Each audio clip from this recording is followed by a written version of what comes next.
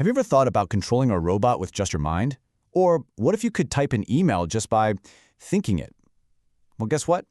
This isn't science fiction anymore. This is the incredible world of brain-computer interfaces. And in this explainer, we're going to separate the Hollywood hype from the unbelievable reality that's happening right now. So here's how we're going to break it all down.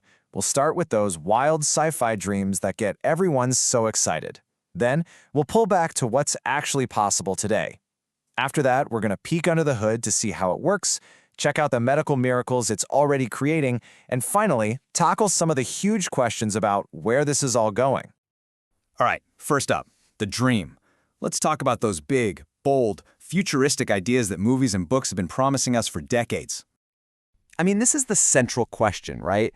The idea of your mind directly connecting to a machine is just so powerful.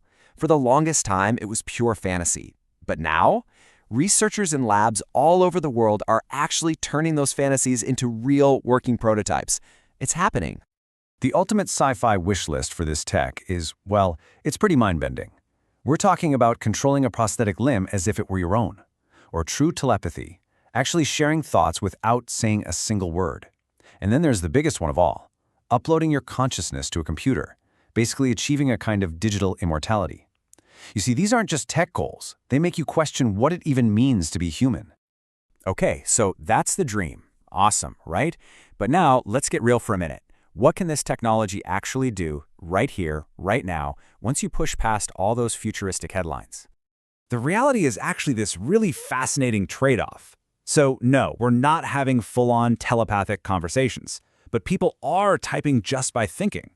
We can't digitize a soul, but we can give someone the feeling of touch back in a prosthetic hand. It might not sound as flashy as the sci-fi stuff, but trust me, giving someone the ability to communicate with their family again, that is way more important. And this isn't just theory, you know? Companies like Neuralink are already in human trials, working to help people with paralysis control a computer cursor with their thoughts. We're seeing brain-controlled wheelchairs and other devices giving people back a level of independence they lost. For now, the focus is almost completely on medicine. And for those patients, the impact is, well, it's nothing short of life-changing.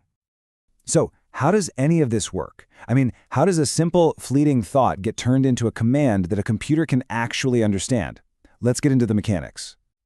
Okay, so fundamentally, you've got two ways to listen in on the brain. The invasive route involves surgically implanting tiny electrodes directly into the brain. This gives you a crystal-clear signal, but it's brain surgery with all the risks that come with it.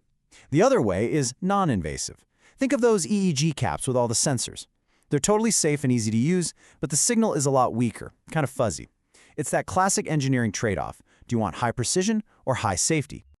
The whole journey from a thought to a command pretty much happens in 3 steps.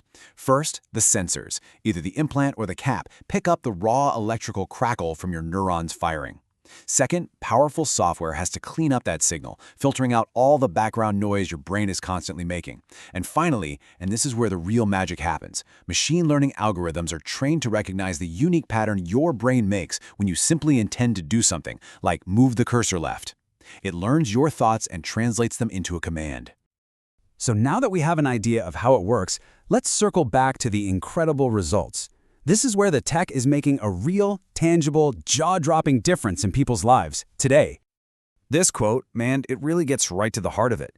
For someone who has lost the ability to move or to speak, getting back even a little bit of control through a BCI isn't a small thing. It's everything. It's like being handed the key to a world you thought you were locked out of forever. And medicine is where BCIs are just absolutely shining. We're seeing them used to help paralyzed patients move robotic limbs just by thinking about the movement. They're opening up new ways for people with conditions like ALS to communicate, letting them type on a screen with their mind. There's even really promising research into using them to predict and maybe even stop epileptic seizures. It's incredible stuff.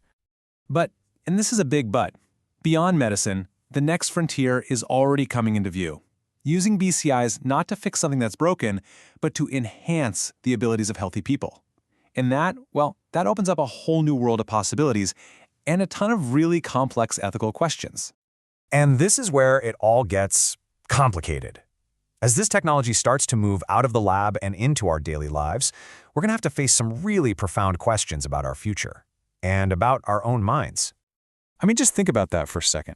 If your brain's data is being stored on a company's server, who actually owns it? Is it you? Is it the company that made the device? What can they do with it?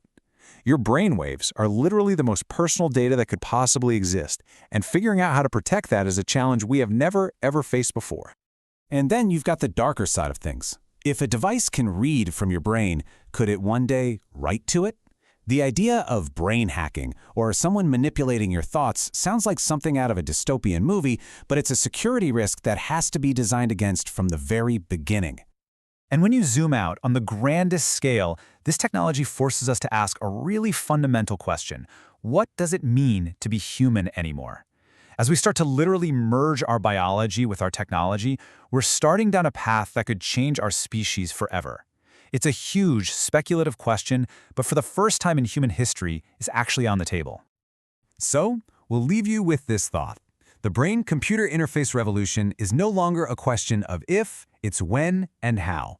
It promises to heal, to restore, and to connect us in ways we can barely even comprehend. But it also challenges our deepest ideas about privacy, security, and even our own identity.